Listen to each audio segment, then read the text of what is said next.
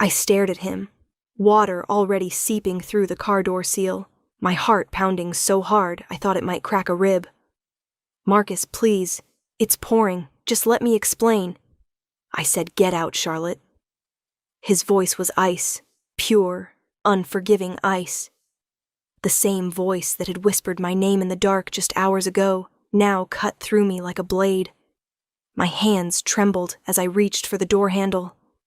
This couldn't be happening. Not after everything. Not after I'd finally let my guard down, finally trusted someone again after years of playing it safe. "If you'd just listen for 1 second, I'm done listening to liars." He didn't even look at me, just stared straight ahead through the rain-streaked windshield, his jaw carved from granite. "Out! Now!" The door opened, and the storm swallowed me whole. Cold rain drenched me instantly, plastering my dress to my skin, my hair to my face. I turned back, one last desperate attempt. "Marcus!" The car door slammed. Through the blurred window, I saw him reach for his phone, already dismissing me from his mind. Then the engine roared, and the black Mercedes pulled away, taillights disappearing into the downpour like dying embers. I stood there on the dark road, 5 miles from anywhere, shaking not just from cold, but from the cruel efficiency of it all. 20 minutes ago, I'd been wrapped in his arms at that charity gala, wearing the emerald dress he'd had delivered to my apartment. 20 minutes ago, I'd thought maybe, just maybe, I'd found something real. Then Vivian Ashcroft had appeared at his elbow, whispering poison in his ear with her blood-red smile. Whatever she'd told him had transformed him instantly from the man who'd held my face like I was precious into this cold stranger who'd just left me stranded in a storm. My phone. Thank God. I fumbled it from my clutch, fingers numb and clumsy. The screen lit up. 9:47 p.m. I scrolled to my best friend's name. "Sarah?" I gasped when she answered. "Can you come get me? I'm on Riverside Road near the old Morrison estate. It's a long story." "Jesus, Charlotte, are you outside? I can barely hear you over. Is that rain? Please, just come. I'll explain everything." "I'm leaving now. Stay somewhere visible. 20 minutes, okay?" I found a massive oak tree that offered minimal shelter and pressed against its trunk, trying to preserve what little body heat I had left. The dress, this stupid, expensive dress that had made me feel like Cinderella, clung to me like a second skin. My heels were ruined, caked in mud. I kicked them off and stood barefoot on the soaking grass. How had it all gone so wrong so fast? The memory played on loop, Vivian's manicured hand on Marcus's sleeve, her lips close to his ear. The way his entire body had gone rigid. Then he'd turned to me with eyes I didn't recognize and said, "We're leaving. Now." I'd followed him to the car, confused, asking what was wrong. He wouldn't answer. Just drove in silence until we were far from the lights and music, until there was nothing but darkness and rain. Then he'd pulled over and delivered his verdict like a judge pronouncing sentence. Headlights appeared in the distance. Too soon to be Sarah. I shrank against the tree, suddenly aware of how vulnerable I was. A woman alone at night, soaked and shoeless on a deserted road. But the car passed without slowing, spraying water in its wake. My phone buzzed. "Sarah, traffic is insane. Accident on the bridge. Might be 30-40 minutes. Are you okay?" I typed back with shaking fingers. "I'm fine. Be careful." I wasn't fine. I was so far from fine I couldn't even see it from here. The cold was seeping into my bones now, and my teeth chattered uncontrollably. I wrapped my arms around myself and tried to think warm thoughts. Tried not to think about Marcus at all. But of course that was impossible. I'd known what he was from the beginning. Everyone in the city knew Marcus Novak's name, knew the rumors that swirled around his family's business empire. Shipping, they called it. Import-export. Very legitimate on paper. But the whispers told a different story. One of power that ran deeper than money, of connections that stretched into shadows most people pretended not to see. I'd told myself I didn't care. He'd been nothing but good to me in the 3 months we'd been together. Protective, yes, Intense, absolutely, but never cruel, never callous. Until tonight. More headlights. This time, they slowed. My heart jumped into my throat as a dark SUV pulled onto the shoulder about 50 feet away. Not Sarah's little sedan. The driver's door opened and a large man in a suit stepped out, apparently unbothered by the rain. He looked directly at me. Miss Charlotte Reed? Every instinct screamed danger. I didn't answer, didn't move. Mr. Novak sent me to make sure you got home safely. The laugh that escaped me was sharp and bitter. You're joking. No, ma'am. Please, get in the car. I'd rather drown. The words came out stronger than I felt. The man, bodyguard, enforcer, whatever he was, had the decency to look uncomfortable. Ma'am, I have my orders. Mr. Novak was very clear that I'm to see you home. Tell Mr. Novak he can... I stopped myself. This man was just doing his job. Tell him I'm waiting for my own ride, and I don't need his guilty conscience eased. He stood there for a long moment, rain streaming down his face, clearly torn between his orders and my refusal. Finally, he pulled out his phone and made a call. I couldn't hear the conversation over the storm, but I watched his posture shift. He straightened, said, "Yes, sir," twice, then hung up. When he looked at me again, something in his expression had changed. Not threatening, but worried. Miss Reed, I'm going to wait here until your friend arrives. Mr. Novak insists. He doesn't get to insist anything anymore. The man nodded slowly. As you say, ma'am. But he didn't get back in his SUV. He stood there in the rain, keeping watch, and somehow that made everything worse. Marcus had thrown me out, but couldn't quite commit to leaving me completely unprotected. What kind of twisted logic was that? Time crawled. The cold penetrated deeper. I could feel myself starting to shake harder, my thoughts getting fuzzy at the edges. How long had it been? I checked my phone. 10:23 p.m. Sarah should be here soon. The bodyguard's phone rang. He answered, listened, then his face went pale. When? A pause. Where? Another pause, longer this time. I understand, I'm bringing her now. He strode toward me with new urgency. Miss Reed, we need to go. It's your friend Sarah. There's been an accident. The world tilted. What? She was in a collision on the bridge. They're taking her to St. Catherine's Hospital. I'll drive you there now. No, you're lying. This is some kind of... I'm not lying. He held out his phone, showing me a news alert, multi-car pileup on Memorial Bridge. Several injuries reported. I just got word that one of the vehicles matches the registration of Sarah Chen's car. Sarah. Oh God, Sarah. She'd been coming to get me. Because of me, she'd been on that bridge. I need to call her. I dialed with trembling fingers. It rang, and went to voicemail. Miss Reed, please, the hospital? I was in the SUV before he finished the sentence, propriety and pride forgotten. Sarah, this couldn't be happening. None of this could be happening. The bodyguard drove fast but controlled, his phone connected to someone who was feeding him updates. 2 vehicles confirmed, multiple injuries. They're still sorting it out. I tried Sarah's number again. Nothing. Then I tried her husband, David. He answered on the first ring. Charlotte? His voice was strained, scared. Where are you? The police just called Sarah's car. I know. I'm heading to St. Catherine's now. Is she... I couldn't finish the question. I don't know. They said she's being transported, but they wouldn't tell me more. I'm on my way there now. David, I'm so sorry. She was coming to get me. This is my fault. Just get to the hospital. We'll figure everything out. The line went dead. I stared at my phone, at my reflection in the dark screen. Drowned rat didn't begin to cover it, but I looked like I felt destroyed. The bodyguard was speaking quietly into his phone again. I caught fragments. Yes, sir. With me now. The hospital. Understood. We pulled up to St. Catherine's emergency entrance 30 minutes after leaving that oak tree. I bolted from the SUV before it fully stopped, barefoot and soaking wet, and ran for the doors. The bodyguard kept pace behind me. Inside, the fluorescent lights were brutal after the darkness. A nurse looked up from her station, eyes widening at my appearance.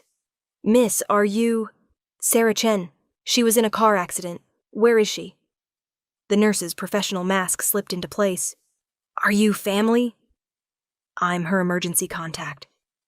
It was true. We'd been best friends since college, closer than sisters. "Please," she consulted her computer. "She's being evaluated now. If you'll wait in the family area, I need to see her." "I understand, but the doctors are with her. As soon as they have information, someone will come speak with you." David burst through the doors then, wild-eyed and panicked. "Sarah Chen, my wife." "David." I caught his arm. "They're evaluating her. They'll update us soon." He looked at me like he was seeing me for the first time, taking in my bedraggled state. "What happened to you?" "Long story. Not important right now." We were directed to a waiting area that smelled of antiseptic and despair. David paced. I sat, dripping water onto the linoleum, my mind spinning uselessly. The bodyguard positioned himself near the entrance, still on his phone. Minutes dragged into an hour. Then a doctor appeared, and David rushed forward. "My wife? Mr. Chen? Your wife is stable. She has a concussion, several lacerations, and a fractured wrist. We're keeping her overnight for observation, but her prognosis is good."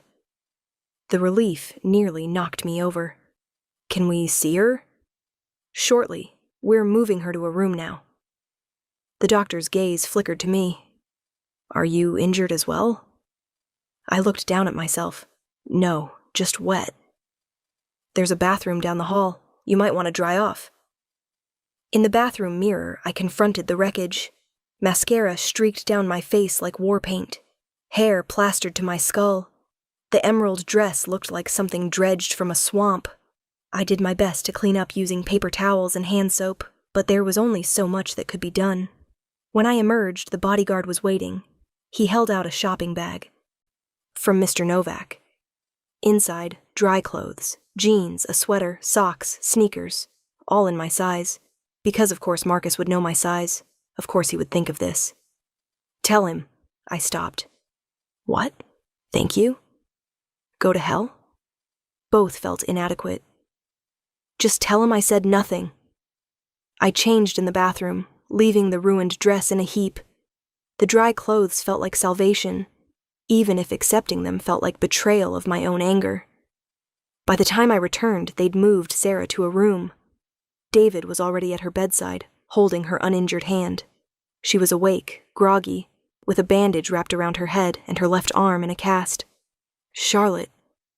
Her voice was weak but recognizably hers. "You look terrible." The laugh that burst out of me was half sob. "You're one to talk." "I'm sorry I couldn't pick you up."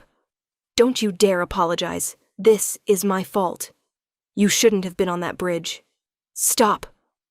Sarah's grip tightened on David's hand. "Accident. Not your fault. Rain was awful. But it was my fault. If I hadn't called her, if I hadn't been standing on that dark road because Marcus had thrown me out, if I'd just stayed home tonight instead of going to that stupid gala." Sarah's eyes were drifting closed. The doctor had mentioned they'd given her something for pain. David looked at me over her head. "Why don't you go home, get some rest? I'll stay with her." "Are you sure?" "Yeah. And Charlotte?" He waited until I met his eyes. "Whatever happened tonight, it wasn't your fault. Sarah loves you. She'd drive through 10 storms to help you." The tears came then, silent and unstoppable. I nodded and slipped out before I completely fell apart. The bodyguard was still waiting in the hallway. "I'll take you home, Miss Reed." I was too exhausted to argue. We rode in silence through streets slick with rain. The storm was finally easing, the worst of it having passed while I'd been in the hospital. When we pulled up to my apartment building, I reached for the door handle. "Miss Reed." The bodyguard turned to face me. For what it's worth, I've worked for Mr. Novak for 6 years. I've never seen him lose control like he did tonight. Is that supposed to make me feel better? No, but I think you should know. Whatever he was told, it shook him badly. I've seen him face down armed men without flinching. But tonight, he was scared. Of what? I don't know. But scared men make rash decisions. He handed me a card. If you need anything, call this number. I took the card without looking at it and climbed out. My apartment was dark and empty, and exactly as I'd left it 5 hours ago, when I'd been a different person. Someone foolish enough to believe in fairy tales. I showered until the hot water ran cold, scrubbing away the rain and the hospital smell and the whole awful night. Then I crawled into bed and stared at the ceiling, too wired to sleep despite the bone-deep exhaustion. My phone sat on the nightstand, silent. No calls from Marcus. No texts. Nothing. What had Vivian told him? What could possibly have turned him against me so completely, so instantly? Sleep finally claimed me somewhere around dawn, and with it came dreams of cold rain and disappearing taillights. I woke to pounding on my door. Disoriented, I grabbed my phone. 11:47 a.m. The pounding continued, insistent and demanding. Through the peephole, I saw Marcus. Every cell in my body screamed conflicting orders. Let him in, keep him out, make him suffer, make him explain. I unlocked the door and opened it 6 inches, the chain still engaged. He looked like he hadn't slept. Same clothes from last night, rumpled and damp. His dark hair was disheveled, his eyes bloodshot. Charlotte, thank God. Let me in. Why should I? Because we need to talk. We needed to talk last night. You chose differently. I know, I was wrong. He ran a hand through his hair. Please, 5 minutes. Against my better judgment, I released the chain. He stepped inside and the apartment suddenly felt smaller, charged with his presence. He moved toward me and I stepped back instinctively. The hurt that flashed across his face was almost satisfying. Almost. I owe you an explanation, he said. You owe me a lot more than that. I know. He kept his distance, respecting my space even though I could see how much it cost him. Vivian told me she had proof you were working for the Carmine family, that you'd been planted in my life to gather information. The Carmines, the rival organization that had been encroaching on Novak territory for months. The accusation was so absurd I almost laughed. And you believed her? She showed me photos. You, meeting with Vincent Carmine's nephew at a cafe 3 weeks ago, an envelope changing hands. What? My mind raced back. 3 weeks ago. A cafe. Oh my God, you mean Jordan? You know his name. Of course I know his name. He's Sarah's cousin. I was giving him an invitation to her birthday party because he's been out of town. The pieces clicked together with sickening clarity. Jordan Carmine. I didn't know he was connected to that family. Sarah never mentioned it. Marcus's face had gone very still. Sarah's cousin. Yes, her mother's sister's kid. He works in insurance or something boring. He's about as threatening as a golden retriever. I crossed my arms. But you didn't ask me about it, did you? You just decided I was guilty and threw me out of your car in the middle of a storm. I was wrong. His voice was raw. Charlotte, I was wrong. But you have to understand. In my world, trust is everything. One betrayal can get people killed. When Vivian showed me those photos, when she told me the Carmines had been bragging about having someone inside my organization, so you just assumed it was me, the woman you've been sleeping with for 3 months. You assumed I was a spy. I panicked. He took a step closer. I've spent my entire life learning to trust my instincts, to see betrayal coming before it destroys me. And in that moment, looking at those photos, all I could think was that I'd been played. That you'd gotten close to me, made me care about you, made me... He stopped, swallowed hard. Made me fall in love with you, just to stab me in the back. The words hung in the air between us. Love. He'd never said it before. So you struck first, I said quietly. Yes, and it was the biggest mistake of my life. He was close enough now that I could smell his cologne, faded from the long night. I should have talked to you, should have asked. Instead, I did exactly what my father would have done, assumed the worst and cut you off without mercy. I became the thing I've been trying not to be my whole life. Your bodyguard said you were scared, terrified, not of the Carmines, of what it would mean if you'd betrayed me, of how much power you had to hurt me. His hand reached out, hovering near my face, but not quite touching. I've faced down gunfire without flinching, Charlotte, but the thought of you being a lie? That nearly destroyed me. I wanted to stay angry, wanted to make him suffer the way he'd made me suffer, but the exhaustion in his eyes, the rawness in his voice, it was eroding my defenses faster than I wanted to admit. You left me on the side of the road in a storm. I know. Sarah almost died trying to help me. I know. His voice cracked.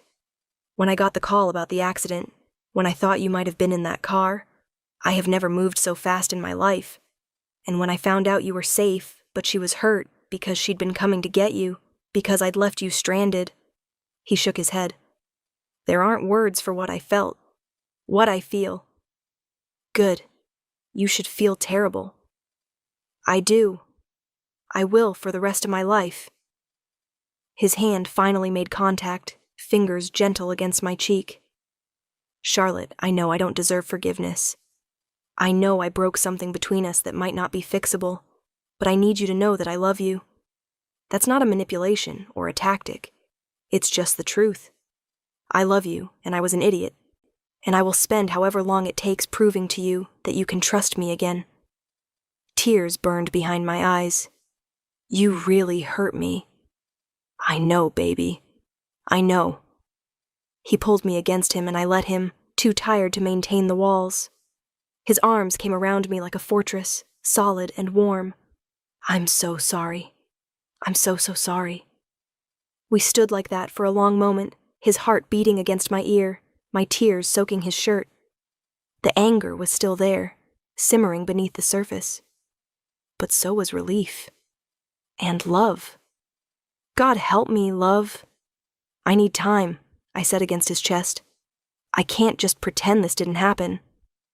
I understand. Take all the time you need. And you need to do something about Vivian.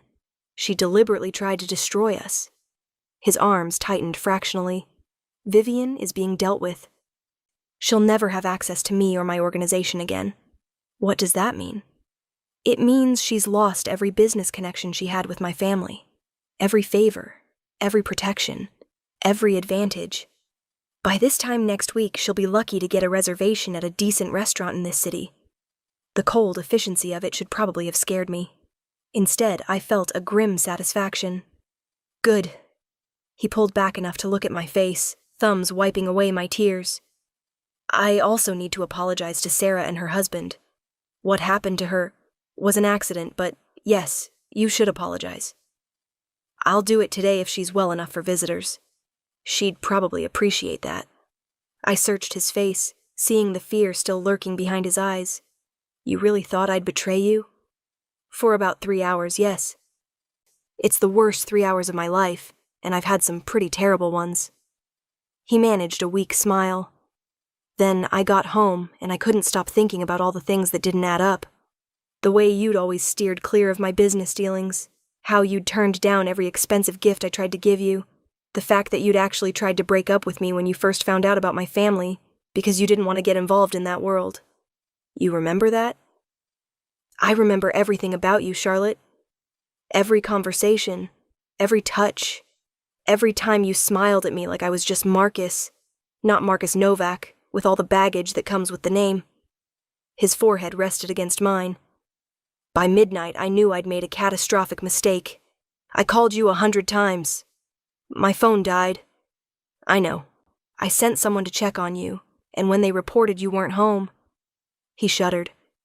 That's when I got the call about Sarah's accident. I thought maybe you'd been with her. The minutes before I confirmed you were at the hospital and safe, or the longest of my life. Your bodyguard stayed with me, made sure I got to Sarah. Victor. Good. He was supposed to. He also brought me dry clothes. You were soaked. I don't know what I thought. I just needed you to be warm and safe, even if you hated me. I pulled back to look him in the eyes. I don't hate you. I wanted to, but I don't. That's more than I deserve. Probably. I managed a small smile. But you're going to have to work for this, Marcus. No grand gestures or expensive gifts. Real work. Rebuilding trust. Whatever it takes. Starting with, you talk to me before you make decisions about us.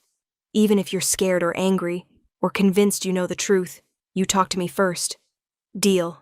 And you tell me if I'm turning into my father, if I'm being cold or controlling, or I will. Trust me, I will.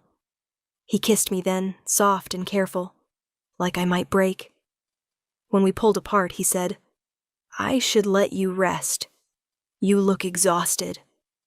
I am. Last night was... I trailed off. There weren't adequate words. I know. Go sleep. I'll come back later, if that's okay. It's okay.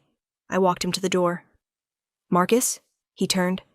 I love you too, even when you're an idiot. The smile that broke across his face was like sunrise. I'll try to be less of one.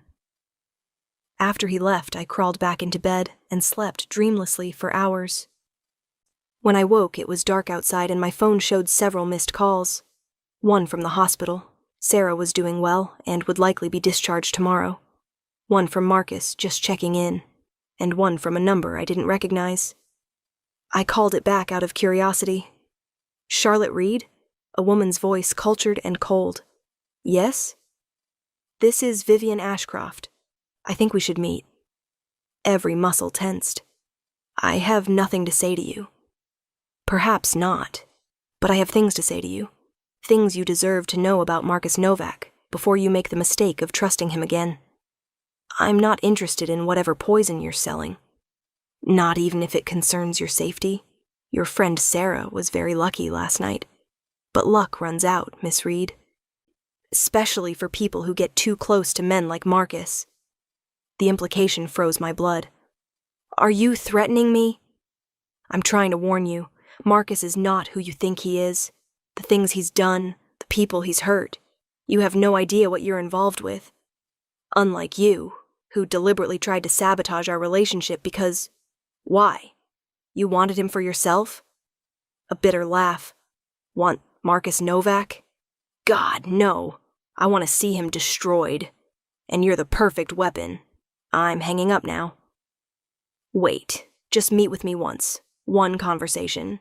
Then decide if you want to stay with a man who has blood on his hands. I ended the call and immediately dialed Marcus. He answered before the first ring finished. Charlotte, are you okay? Vivian just called me. She wants to meet, to tell me the truth about you. Silence.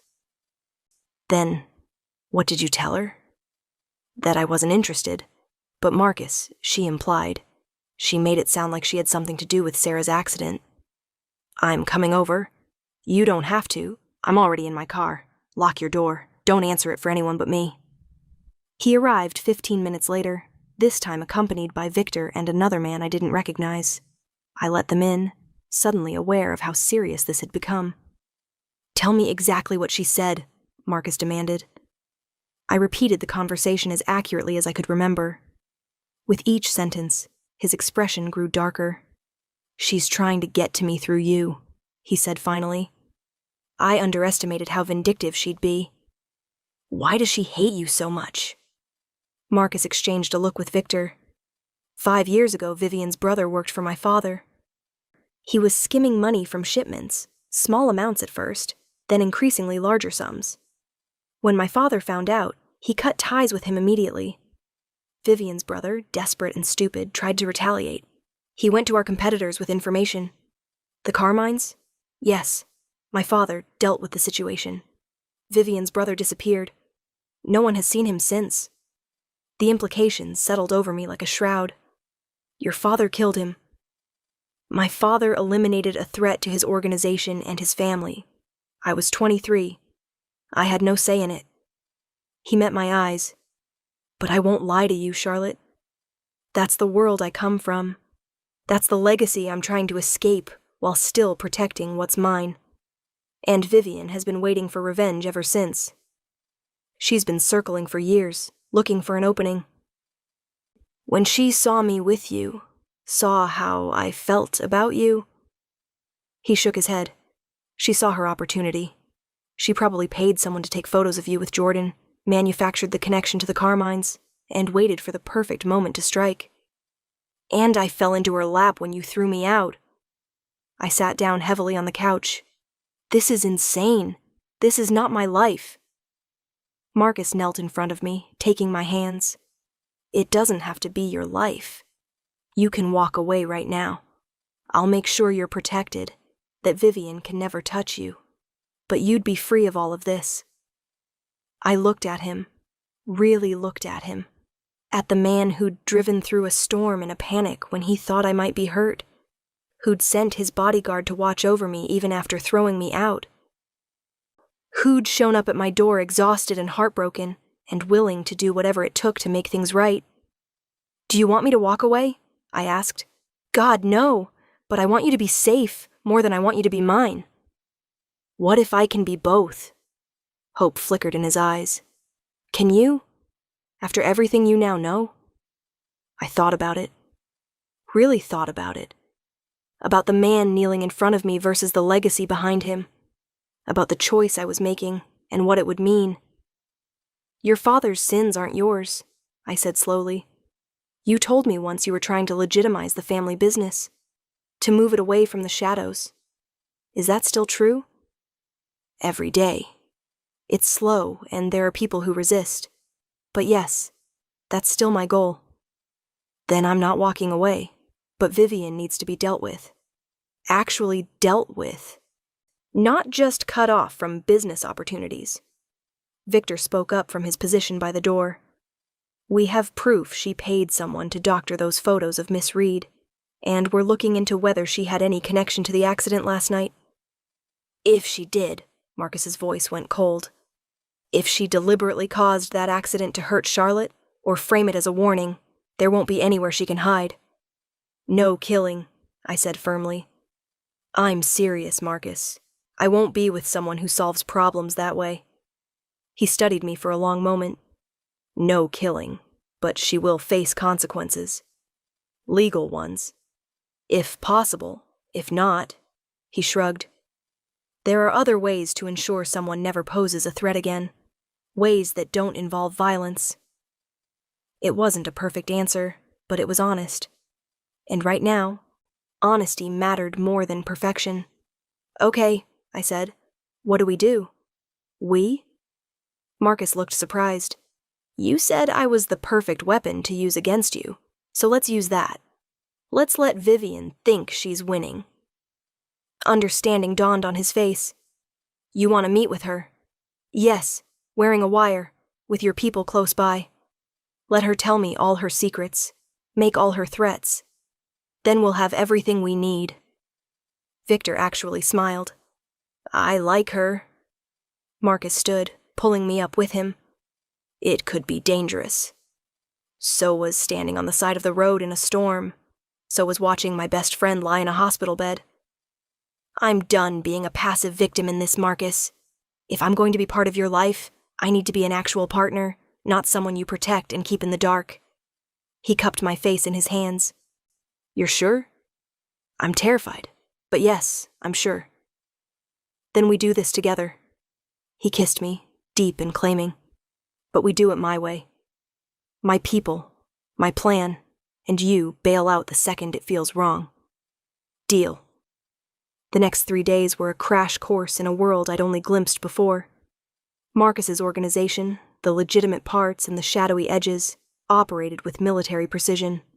Plans were made, contingencies discussed, equipment tested. I visited Sarah in the hospital and Marcus came with me. He stood at the foot of her bed, looking uncomfortable, and delivered the most awkward, sincere apology I'd ever witnessed. Sarah, still groggy but alert, had listened and then said, "You hurt my best friend. You make it right, or next time I won't miss that bridge." David had laughed, Marcus had nodded seriously, and I'd fallen a little more in love with all of them.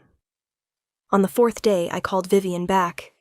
"I've thought about what you said," I told her. "I'll meet with you." The satisfaction in her voice was audible. "Wise choice. Tomorrow, 2 p.m., the Garden Terrace restaurant.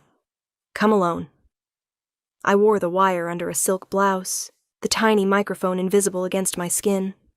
Victor and 2 other men were already at the restaurant, positioned at strategic points. Marcus was in a van 2 blocks away, listening to everything, probably ready to break down walls if things went wrong. Vivian was already seated when I arrived, looking immaculate in a white suit that probably cost more than my monthly rent. She smiled as I approached, and it was like watching a snake prepare to strike. "Charlotte, thank you for coming. Let's skip the pleasantries. What do you want to tell me about Marcus?"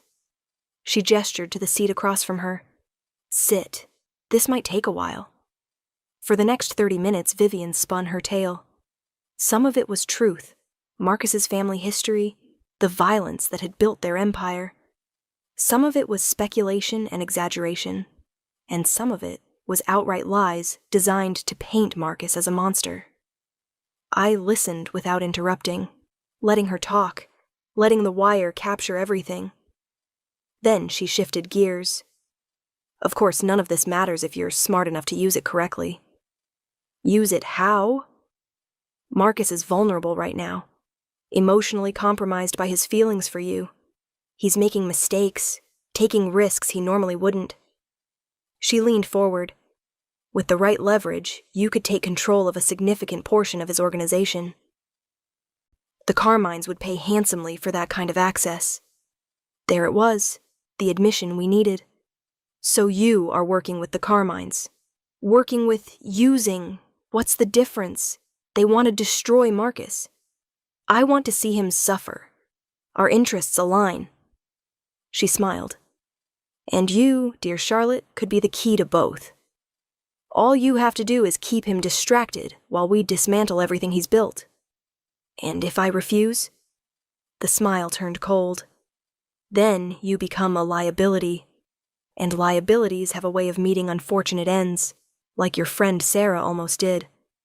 My blood ran cold. "You caused that accident." "Let's just say I know people who are very good at making brake lines fail in rainy conditions, but Sarah survived, which is fortunate, gives you extra motivation to cooperate." I stood up, knocking my chair back. "You're insane." "No, dear. I'm patient, and I always get what I want." She stood as well. "You have 24 hours to decide. Work with us, or watch everyone you love suffer the consequences." I didn't run from the restaurant. I walked, head high, even though my heart was trying to punch through my ribs. Victor materialized at my side as I exited, guiding me toward a waiting car. Marcus pulled me into his arms the second I was inside. "You did perfect. We have everything." She admitted to the accident. She threatened Sarah again. "I know. I heard." His voice was granite. "Victor, call Detective Morrison. Tell him we have a confession to attempted murder. I want Vivian in custody within the hour." True to his word, by sunset, Vivian Ashcroft was being led away in handcuffs. Her immaculate white suit a stark contrast to the police station's drab walls. The wire recording, combined with evidence Victor's team had gathered about the brake line tampering, was more than enough for charges. The Carmines, facing exposure of their involvement, pulled back immediately, cutting all ties with Vivian and denying everything. Without her testimony, which she'd never give, knowing what happened to informants, there wasn't enough to touch them. But the message was clear. Leave Marcus Novak alone. A week later, I stood in Marcus's penthouse, looking out over the city lights. His arms came around me from behind, chin resting on my shoulder. "What are you thinking?" he asked. "That my life is completely insane now. Regret it?" "Surprisingly, no." I turned in his arms.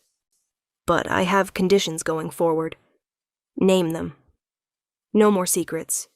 If something's happening that affects us, I need to know. Agreed. And I want to meet your mother. That surprised him. My mother? You've met Sarah, who's basically my sister. Fair's fair. A smile tugged at his lips. My mother is going to love you. She's been asking to meet you for months. Really? Really. She said any woman who could make me smile the way you do must be extraordinary. He paused. There's something I need to ask you. Okay. He pulled back, and for a moment I thought he was going to propose. But instead he said, Move in with me. Marcus, I know it's fast. I know we're still rebuilding. But I hate being apart from you. I hate knowing you're across town in an apartment building with substandard security. I want you here, where I can protect you, where we can be together. He caught my expression. What? You led with security concerns. Very romantic. I'm still learning how to do this. He pulled me closer. I love you, Charlotte Reed. I want to wake up next to you every morning and fall asleep holding you every night.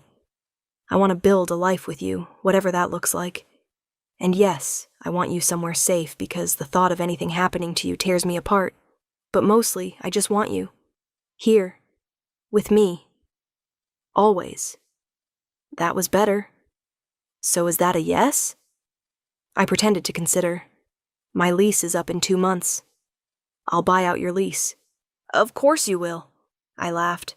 Yes, I'll move in with you, but I'm keeping my apartment as a backup plan until I'm sure you won't throw me out in any more storms. I will never. I'm kidding. Mostly. I kissed him.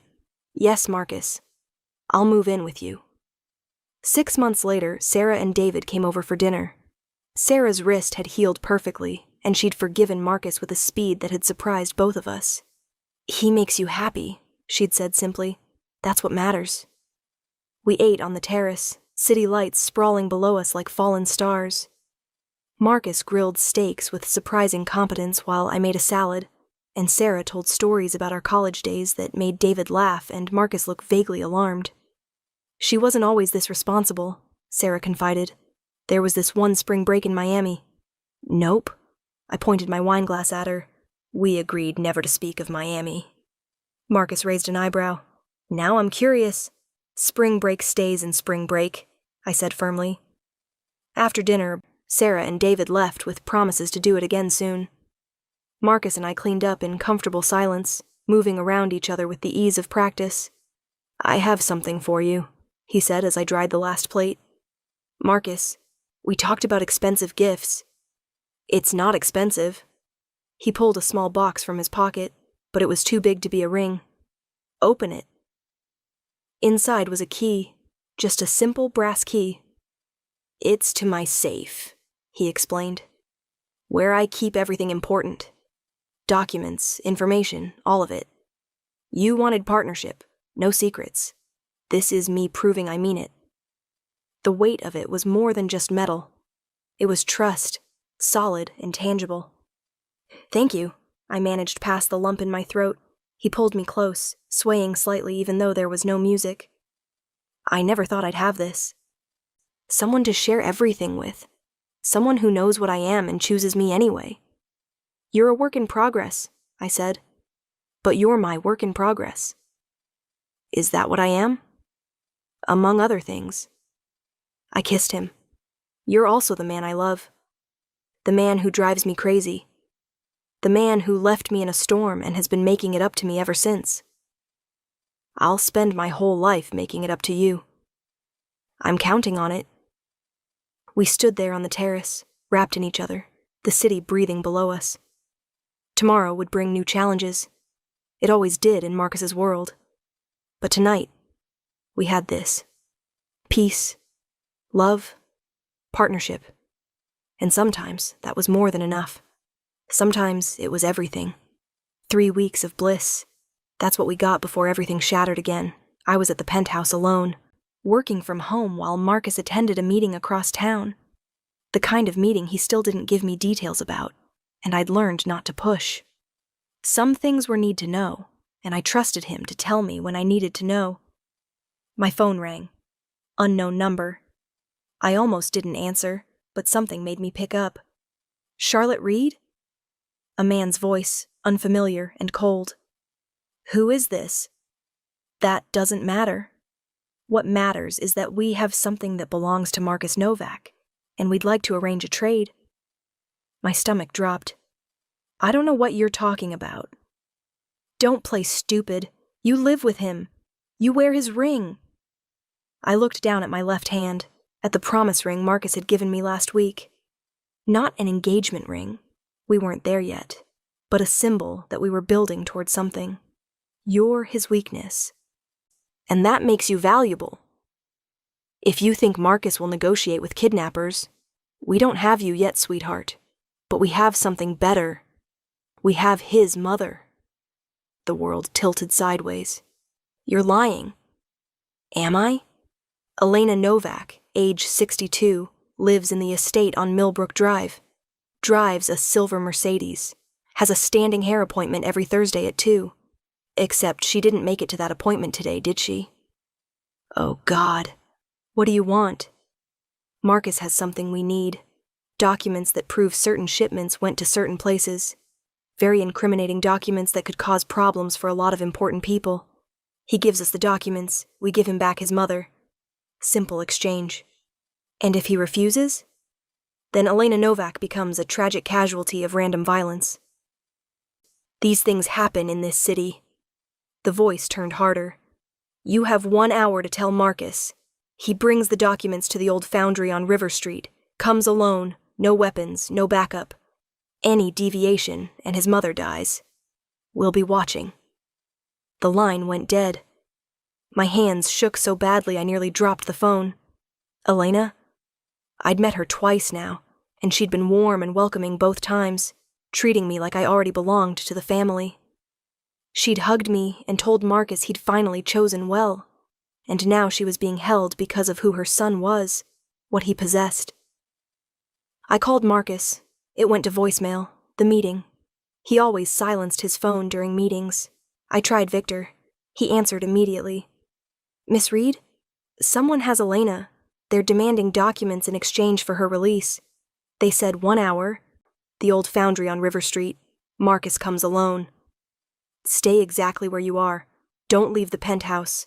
I'm getting Marcus now. The next 10 minutes were the longest of my life.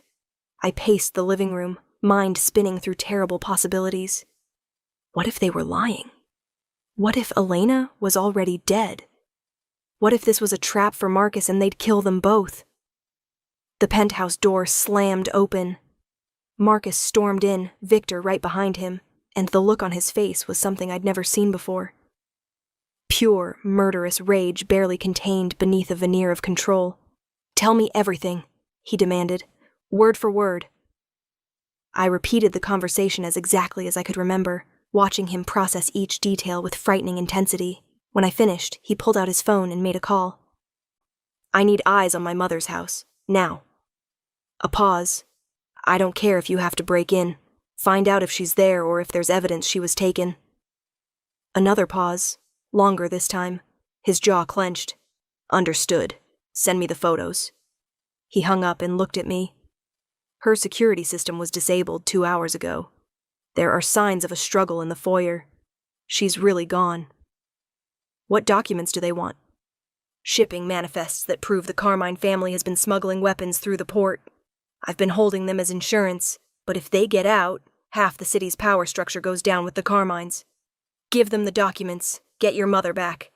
It's not that simple. If I give them the originals, I have no leverage. They could kill her anyway, kill me, and destroy the evidence of their crimes all at once. Then make copies. They'll know. These documents have specific markers, security features. Copies won't fool anyone. He ran a hand through his hair, and I saw the fear beneath the anger. This is my mother, Charlotte, the only family I have left. But if I give them what they want, it puts dozens of other people at risk. People who've testified, people who've helped build cases against the Carmines. It could unravel years of work. I grabbed his face, forcing him to look at me. We'll figure this out. Together. But first, you need to breathe and think clearly. He took a shuddering breath, some of the wildness leaving his eyes. You're right. Okay. Victor, get me the tactical team. I want surveillance on that foundry 5 minutes ago. Thermal imaging, every entrance and exit mapped, snipers in position. They said no backup, I reminded him. They can say whatever they want. I'm not walking into a potential execution without contingencies. He turned back to Victor. And get me Thomas Carey. The forger? Victor looked surprised. Best in the business. If anyone can make convincing copies that will pass initial inspection, it's him. We just need them to hold up long enough to get my mother out. I'm coming with you, I said. Absolutely not. They mentioned me specifically. They know about me. If this goes wrong, do you think they won't come after me next? At least if I'm there, I'm with you and your people instead of sitting here waiting to be the next target. He wanted to argue. I could see it in his face. But he also knew I was right. You stay in the car with Victor. You do not get out for any reason unless I specifically tell you to. Understood? Understood. The next hour was controlled chaos. Thomas Carey arrived with his equipment and got to work on the documents while Marcus coordinated with his team. I watched it all, seeing the machine of his organization operate at full capacity. This was what he'd been protecting me from, I realized. Not just the danger, but the reality of what it took to survive in his world. Carey finished the forgeries with minutes to spare. They'll pass a visual inspection and even a basic scan, he said, handing them over. But any real scrutiny, and they'll fall apart. Then we make sure there's no time for scrutiny. Marcus checked his watch. We move now. The convoy of cars rolled through the city like a black tide. Marcus rode in the lead vehicle with Victor driving, and I was pressed against his side, his arm locked around me like he could protect me through sheer force of will. If this goes bad, he said quietly, Victor will get you out first. That's his primary objective. Marcus, please, let me know you'll be safe. I can't think straight otherwise. I nodded against his chest. Okay, but it won't go bad. You don't know that. No, but I believe in you. The old foundry loomed against the darkening sky, all broken windows and rusted metal. The convoy stopped 2 blocks away, and Marcus's team dispersed like shadows, taking positions around the building. Marcus checked his weapon. Despite the demand to come unarmed, he'd never been that stupid, and tucked it in the small of his back beneath his jacket. The forged documents went into a briefcase. I'll have comms, he told me, tapping the nearly invisible earpiece. You'll hear everything. If I say Red Cardinal, it means abort. Victor will get you out of the area immediately. What about you? I'll manage. He kissed me, hard and desperate. I love you. Remember that. Then he was gone, walking toward the foundry alone, briefcase in hand. I slid into the front seat next to Victor, and he handed me an extra earpiece. Marcus's voice came through, steady and calm. Entering the building now. The interior of the foundry was picked up by someone's body camera, another member of the team positioned somewhere with line of sight. I watched the grainy feed on Victor's tablet as Marcus moved through the space. I'm here, Marcus called out. Show me my mother. Movement in the shadows. 3 men appeared, and between them, tied to a chair, was Elena. Even through the poor video quality, I could see the bruise on her cheek, the fear in her eyes. But she was alive. The documents, one of the men demanded. Tall, scar across his cheek. Probably the one who'd called me. Let her go first. You're not in a position to make demands, Novak. Neither are you. You want these documents, you release my mother. Then you get what you came for. A tense standoff. Then the scared man nodded, and one of the others cut Elena's bonds. She stumbled, getting up, but Marcus was there immediately, steadying her, positioning himself between her and the men. The documents, Scarface repeated. Marcus held out the briefcase. Everything you asked for. Scarface took it, opened it, began examining the contents. This was the critical moment. If the forgeries didn't hold up. Looks authentic, Scarface said after what felt like an eternity. Smart choice, Novak. Your mother gets to live another day. You got what you wanted. We're leaving. Not quite. Scarface pulled a gun. See, the problem is you've seen our faces. Your mother's seen our faces. Can't have that. Everything happened at once. Gunfire erupted from multiple directions, Marcus's snipers engaging. Marcus pushed Elena down behind a concrete pillar and returned fire. The three men scattered and the whole foundry became a war zone. "Get her out of here!" Marcus shouted into the comms. "Team 2, extract Elena Novak, north entrance." On the tablet, I watched two of Marcus's men appear from nowhere, pulling Elena away from the chaos. She was fighting them, screaming Marcus's name, but they dragged her toward safety. More gunfire. Marcus was pinned down, outnumbered. Scarface and his men had reinforcements. They'd been expecting Marcus's backup, had planned for it. "Victor, we have to help him," I said. "My orders are to keep you safe." "Your orders should be to make sure he survives this." Victor's jaw clenched.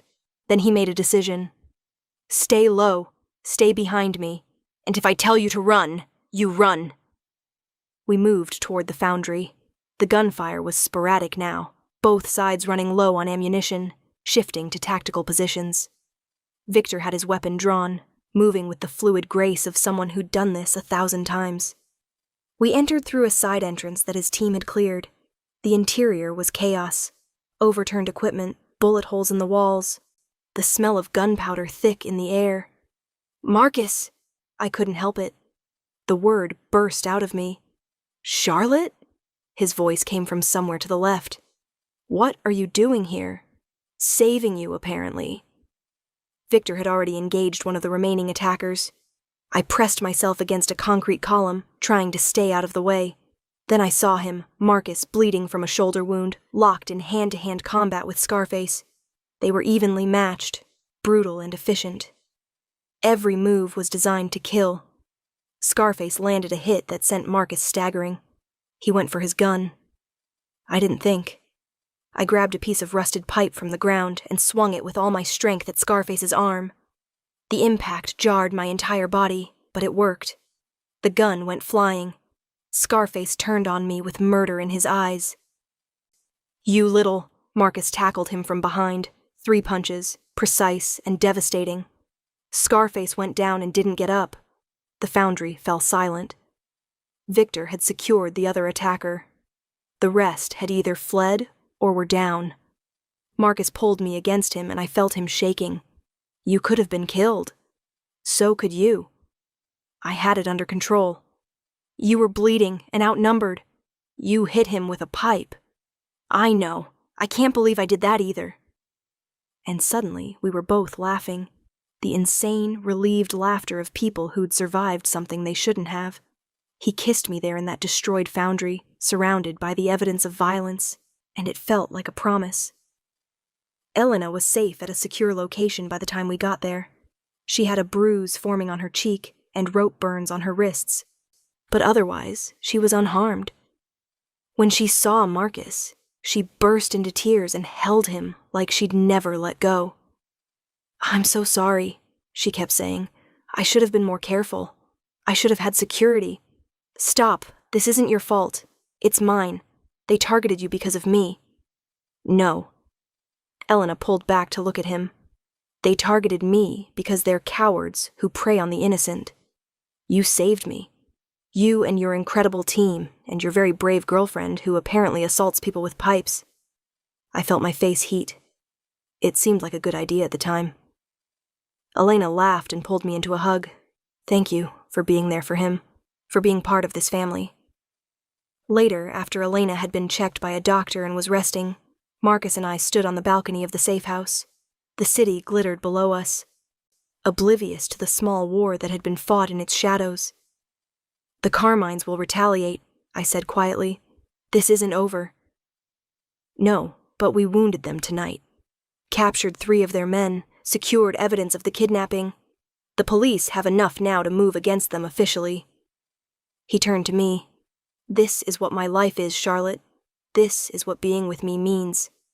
Danger, violence, always looking over your shoulder.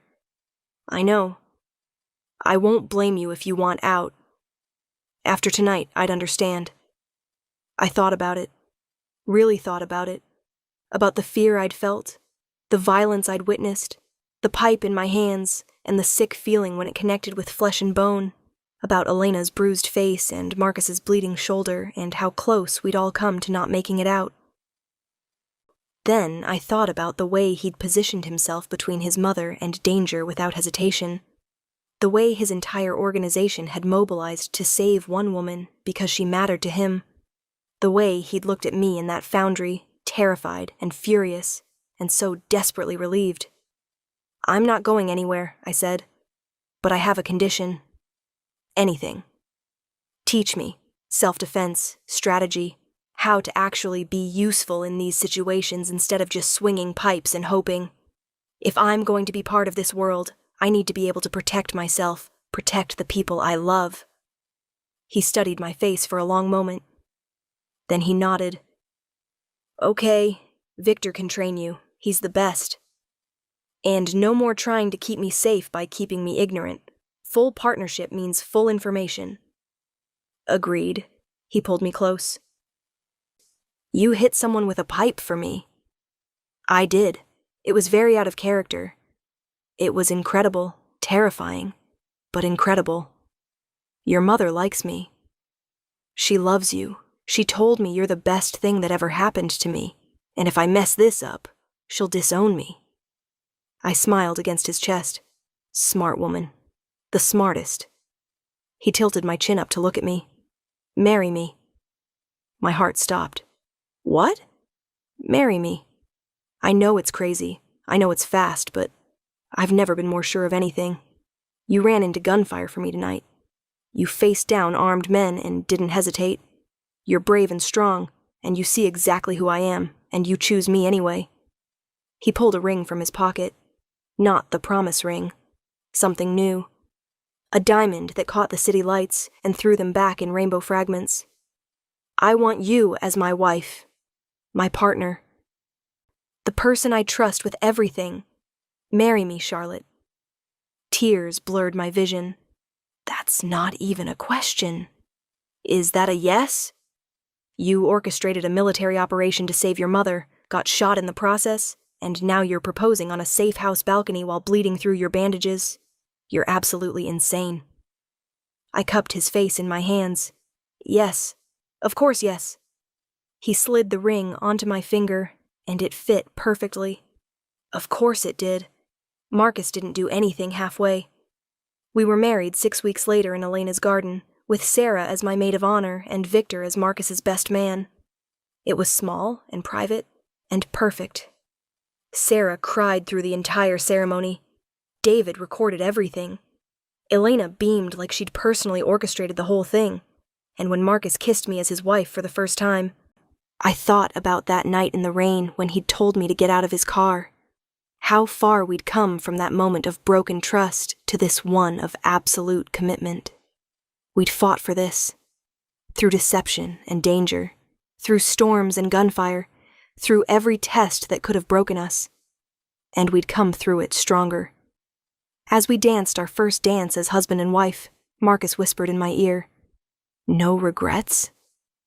I looked at the small gathering of people who'd become my family. At Elena, still sporting a fading bruise but smiling wider than I'd ever seen. At Sarah, who'd forgiven everything because she saw how happy I was. At Victor, who'd nodded his approval when Marcus had announced our engagement. At the man holding me, who'd been ruthless and cold and utterly terrifying when I first saw him that night. Who'd learned to trust again, to love again, to choose partnership over protection. Not a single one, I said, and meant it with every fiber of my being. The future would bring more challenges, more threats, more moments where we'd have to choose between what was easy and what was right. But we'd face them together, as partners, as equals, as husband and wife. And that, I thought, as Marcus spun me under the garden lights, was more than just a happy ending. It was a beginning.